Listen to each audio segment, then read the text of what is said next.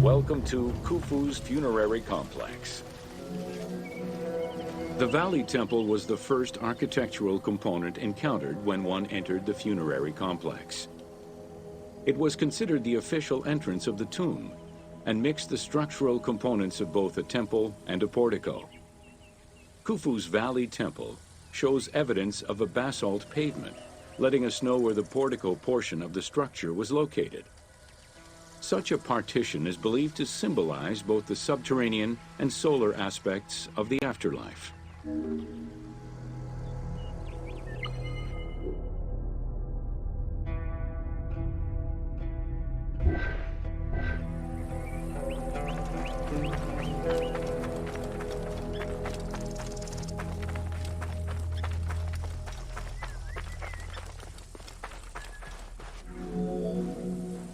Khufu's causeway ran from the floodplain up to the plateau, linking together the Valley Temple and the Mortuary Temple.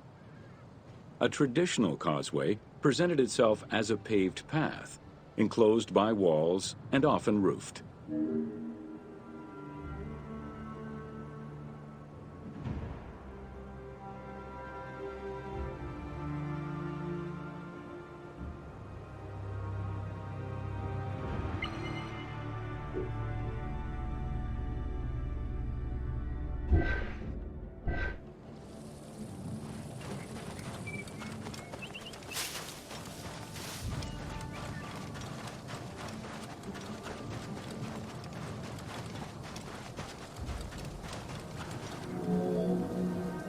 Fragments discovered by archaeologists indicate that the walls in Khufu's causeway, one of the longest known to us, were decorated with carvings and possibly paint. Depictions show a great variety of themes: stars on the ceiling, accompanied by scenes of battles on the walls. Other engravings depicted the creation of the complex by illustrating craftsmen at work.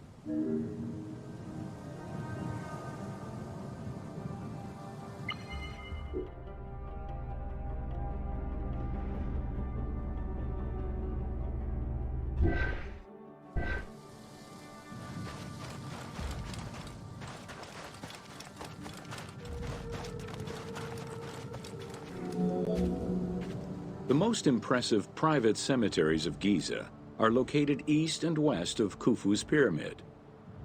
The Eastern Cemetery was reserved for members of the royal family, while the Western Cemetery was mostly set aside for various court dignitaries. In both areas, private tombs, also known as mastabas, were aligned and laid out methodically in streets and avenues. This arrangement was probably an attempt at recreating the king's court for the afterlife.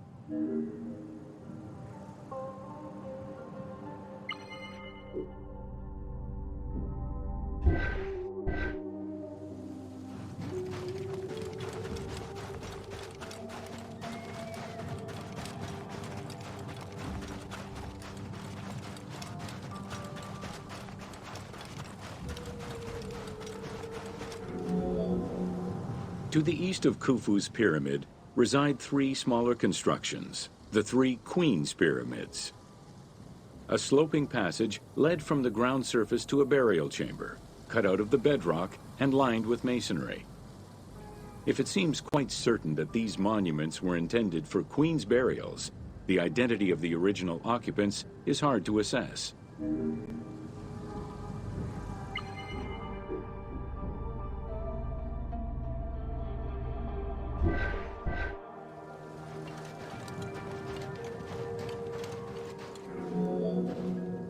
The northernmost pyramid was most likely meant for Queen Hetepheres, who is believed to have been Khufu's mother. However, in 1925, her actual tomb was discovered nearby by accident. It was hidden at the bottom of a deep masonry pit in an underground chamber. Within the concealed chamber, Egyptologists discovered the most complete royal funerary equipment, dating from the Old Kingdom, though her body was missing.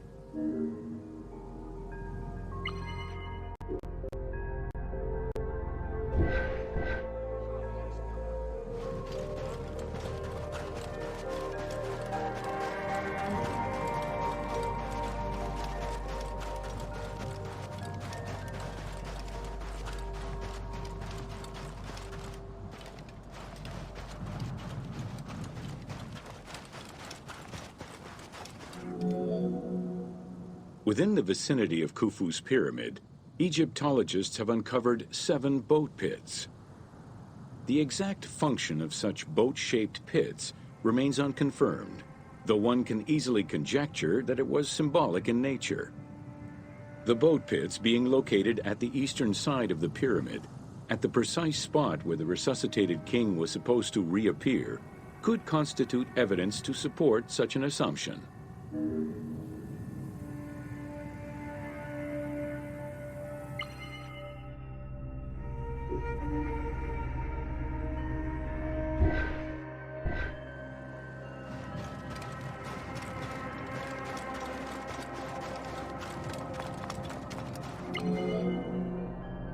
The 2 southern boat pits, each covered by a roof of huge limestone slabs, were discovered in 1954 by Kamal al-Malak, an Egyptian Egyptologist.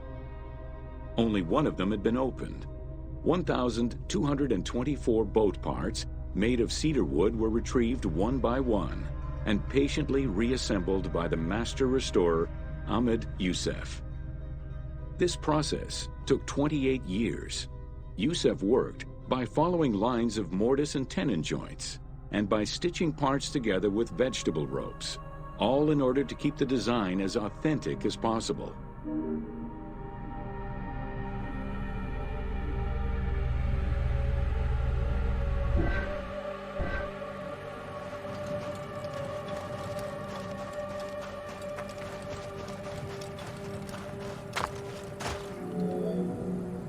The Greek term pyramidion refers to the capstone of a pyramid or the tip of an obelisk. In ancient Egyptian, both components were called benben. This word was also used for a specific kind of food, a cone-shaped offering made of bread. The pyramidion was intended to be a miniature reproduction of the pyramid, making it equal to the monument itself in symbolic importance.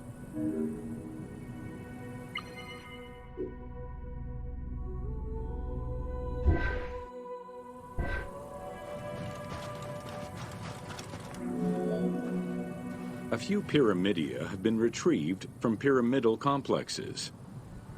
The earliest, found in Dashur, is undoubtedly a good example of Old Kingdom's pyramidia. It is made of limestone and has no inscriptions. Some engraved pyramidia were recovered from private funerary chapels. Their inscriptions all related to the solar symbolism of the benben.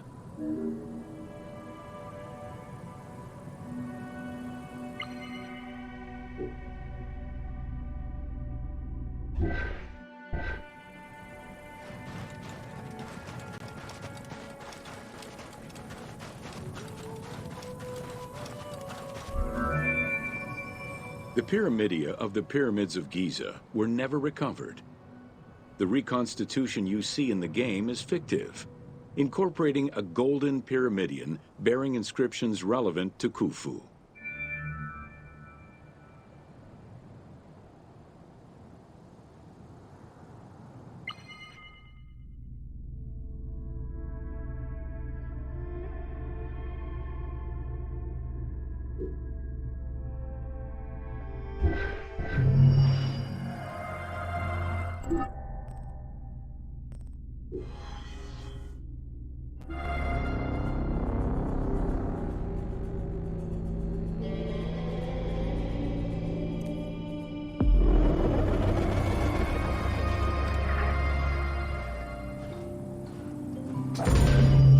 Welcome to Secrets of the Great Pyramid.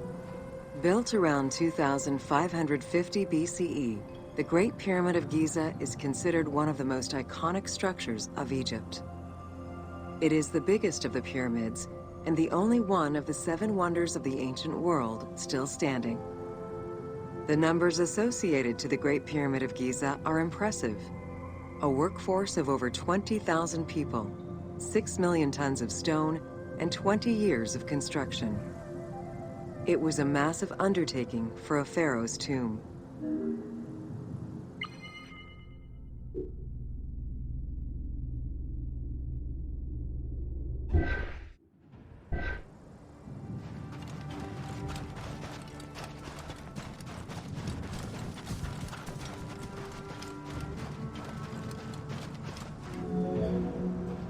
The construction of the Great Pyramid was also a display of power and opulence on the part of Khufu.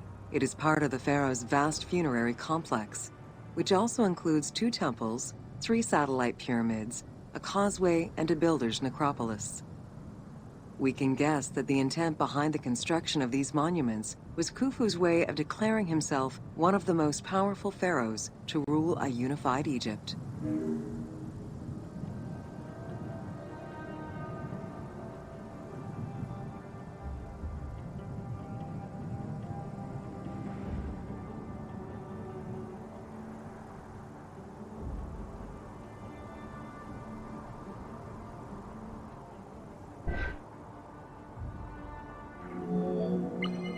The construction of the Great Pyramid was also a display of power and opulence on the part of Khufu.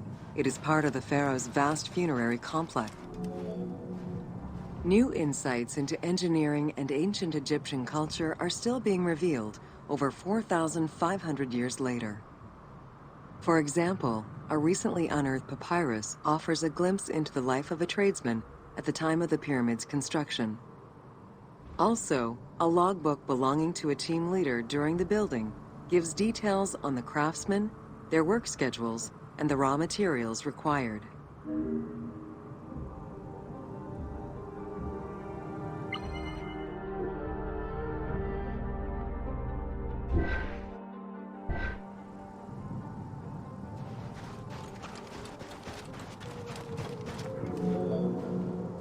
It is interesting to note that by Cleopatra's time, the pyramid's celestial purpose, its construction, and the function of its mysterious inner chambers was already unclear. Today, it is only through dedicated research that we have begun to grasp some of the Great Pyramid's mysteries.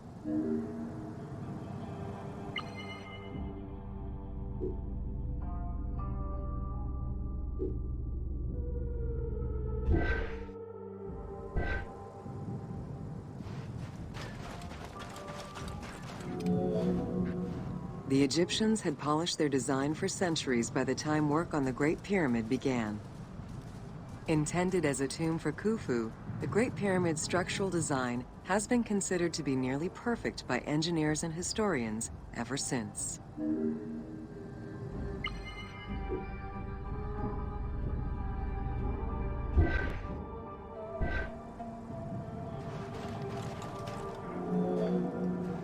Precisely oriented north-south to the 4 cardinal points of a compass, the length of each side of the Great Pyramid at its base was 230 meters, and its original height was 147 meters.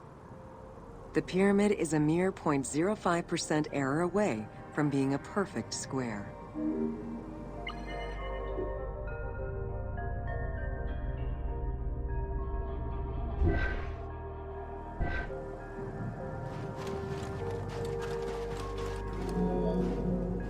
In order to achieve the shape of a true pyramid, the design required many considerations in the planning phases as well as precision during execution.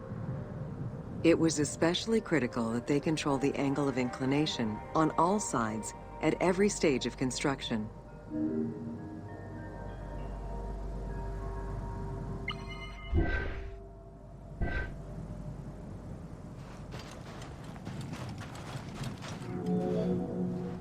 Materials for the Great Pyramid consisted of quarried limestone blocks, weighing between 2 to 15 tons each. The methods of moving these blocks into place is still debated by architects and Egyptologists. The precision of its design in an age with only soft metal tools, as well as the enormous scale of its construction, make the Great Pyramid one of the most impressive feats of human engineering.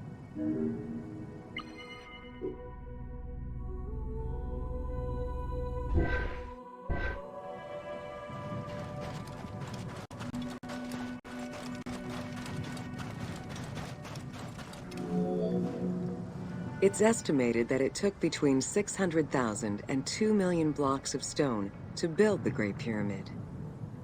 Experts calculate it would have required men to move 12 blocks every hour around the clock for 20 years to place the 2.3 million stones the monument is made of.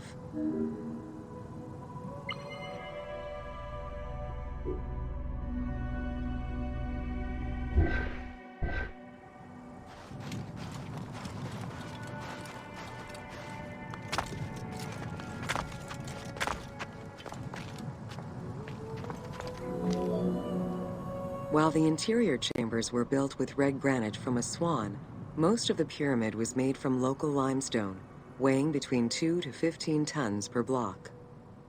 There is debate on how the pyramid stones were moved into place. Recent research is exploring the idea that it was built around a large interior ramp.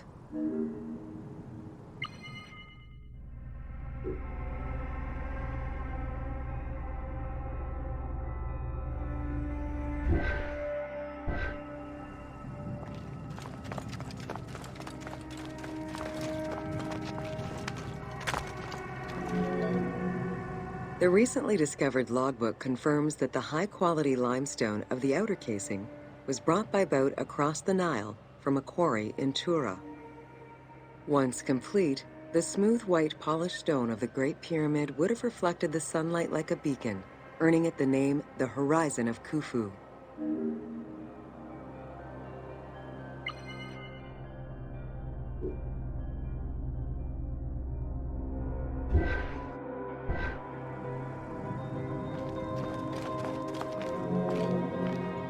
Over the centuries, thieves and travelers attempted to access the Great Pyramid numerous times. Ancient writings describe details of its interior, proof that some made their way within, though who gained entrance first and when is unknown.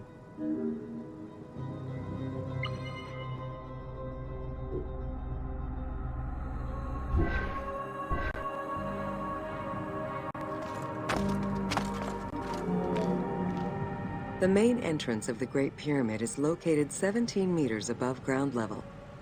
It faces north, likely in order to align with the North Star. Though the entrance passageway had been discovered in antiquity, any further access into the Great Pyramid was stopped by massive vertical slabs of rock. As such, present-day visitors to the pyramid must use the robber's entrance.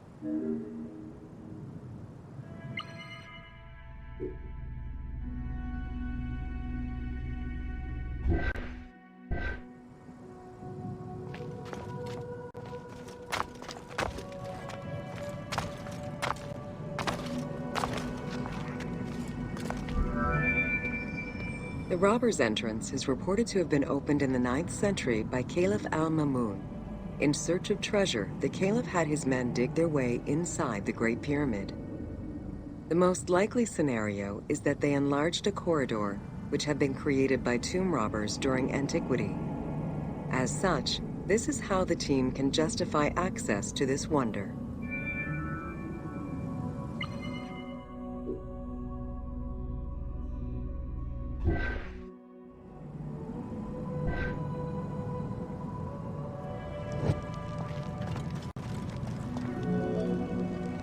Attempts to gain entry to the Great Pyramid and uncover its potential secrets continued throughout the centuries.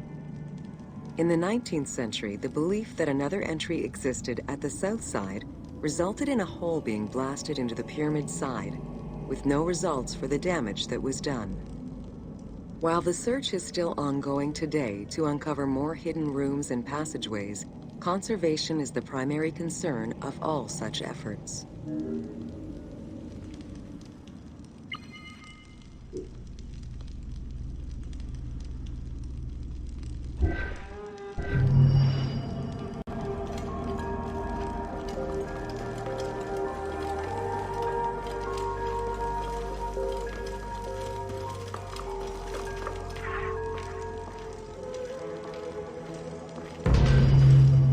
Welcome to the Great Pyramid of Giza, Upper Chambers.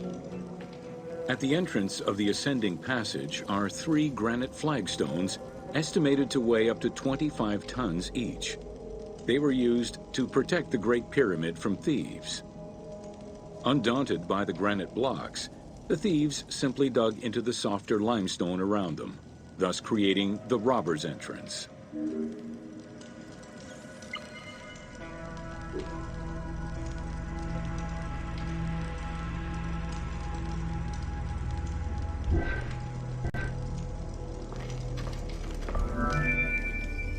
While in reality the robber's entrance is one single cavity which leads to both passages, in the game, the team created individual accesses to either passage. As such, in the game, one entrance leads to the ascending passage, while another leads to the descending passage.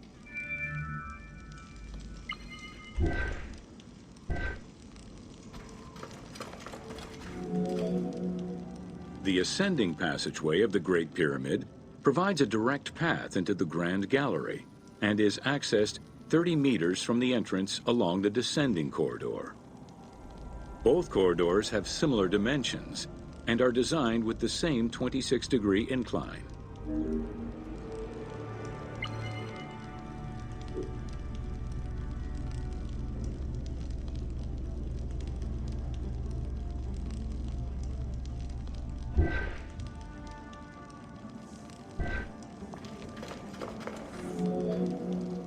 The ascending corridor has smooth masonry on its walls, and the layout includes many trapezoidal stones.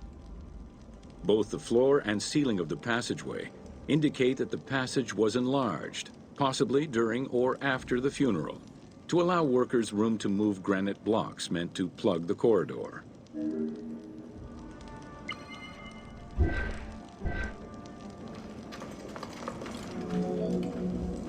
The Grand Gallery's purpose is still debated among experts. It may have been intended to align with the stars, act as a buffer to protect the king's chamber, or simply to facilitate the transport of the granite blocks used inside the pyramid. Access to the queen's chamber was at the beginning of the Grand Gallery.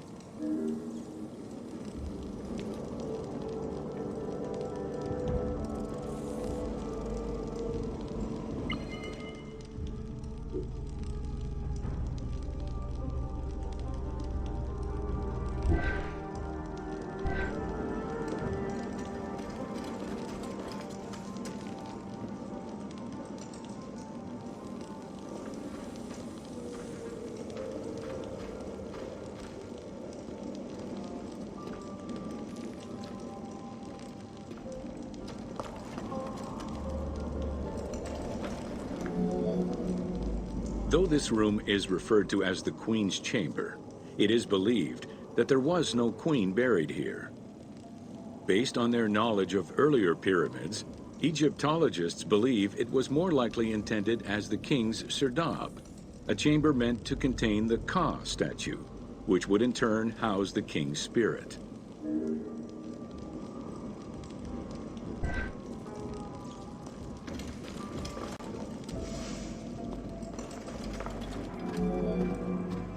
Situated exactly within the pyramid's center, on the east-west axis of the pyramid, the chamber has a vaulted ceiling and measures 5.7 by 5.2 meters. In the eastern wall, there is a niche tucked away in a small corbelled archway, which may have originally held the Ka statue. Behind this niche is another smaller hole, possibly dug out by thieves in search of further treasure.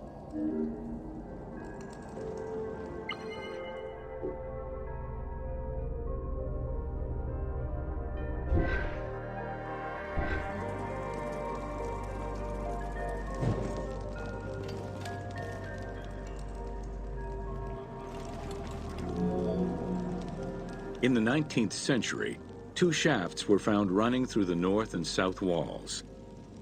They each run in a horizontal line for 2 meters before sloping upward, and both are closed off with limestone blocks fitted with copper handles.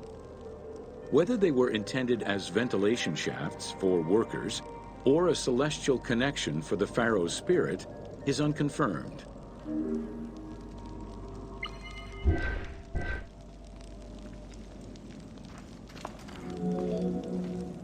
A recent scan of the room indicated the presence of an unknown cavity hidden behind the north face of the walls over the descending corridor.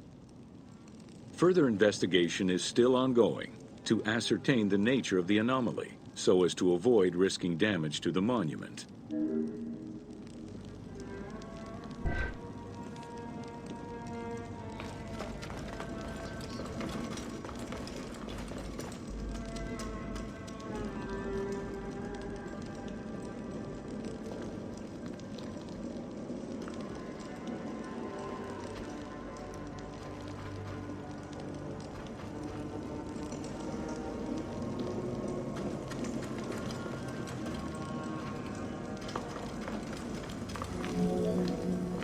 Khufu's architects were possibly influenced by earlier rhomboidal pyramids when designing the gallery.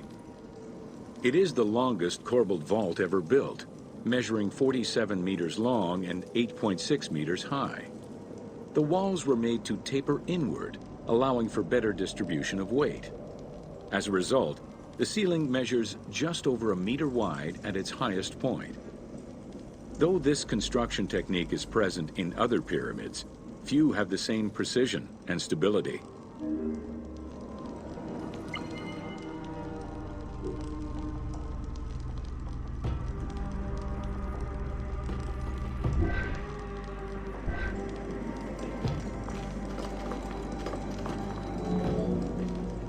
While the space is visually dramatic, the gallery seemed to serve a practical function, though what exactly remains uncertain. Still, the wall design was undoubtedly meant to contribute to the stability of the structure, and its floor may have helped workers move the materials. A channel runs along the middle of the room.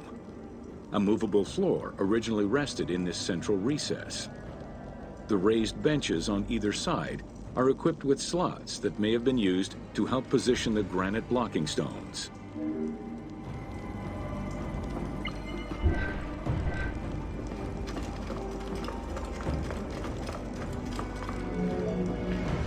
At the end of the Grand Gallery is the entrance to the antechamber leading to the King's Chamber. Directly above, there is another narrower horizontal passage that connects to the top of the King's Chamber and allow the workers access to the weight relief rooms.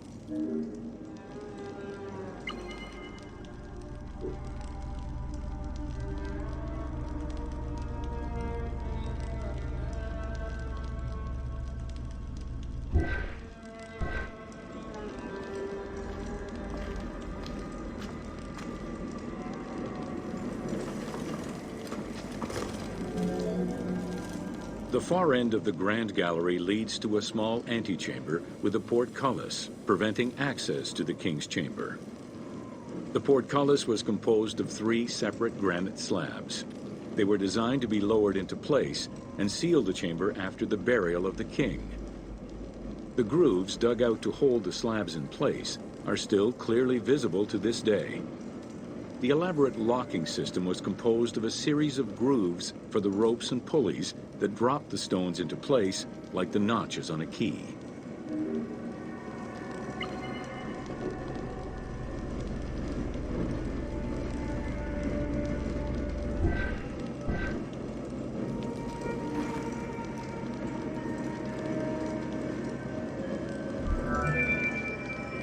For the purposes of the game, the team elected to remove the portcullis slabs in order to grant the player access to the King's Chamber. In reality, workers would have backed out of the room after the funeral, lowering each slab into place. The King's Chamber is built entirely out of red granite. The King's Chamber measures 5.8 meters in height. It has an imposing cover of 5 stacked levels above, with granite beams weighing 25 to 40 tons each. The uppermost level is surmounted by a vault of stones, arranged in chevrons to bear the enormous structural load.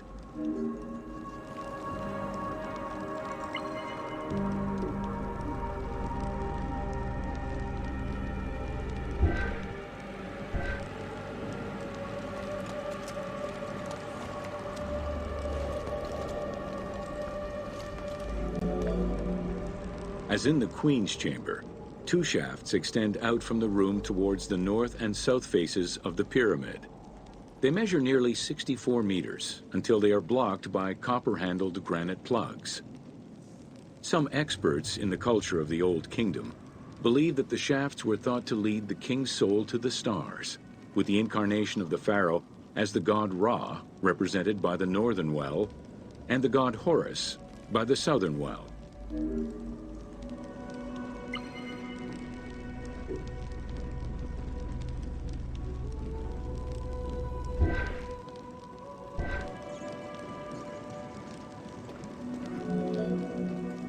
There is a granite sarcophagus at the west end of the room, but it is the concealed construction inscriptions left by workmen on the roof's stones which verify this as the resting place of Khufu. The sarcophagus was recorded as being empty when it was discovered, and its design indicates that there was once a lid in place.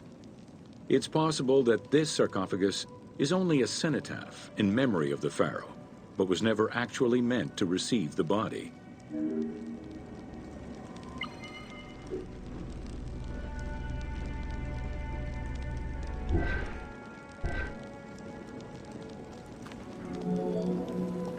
Khufu's mummy was never found.